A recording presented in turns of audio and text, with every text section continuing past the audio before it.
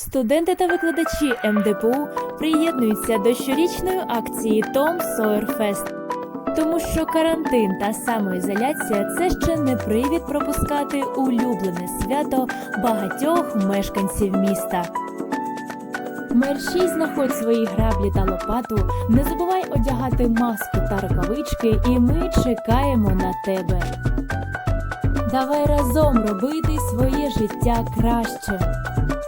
Розфарбуємо своє місто та селище разом з Том Сойер Фест.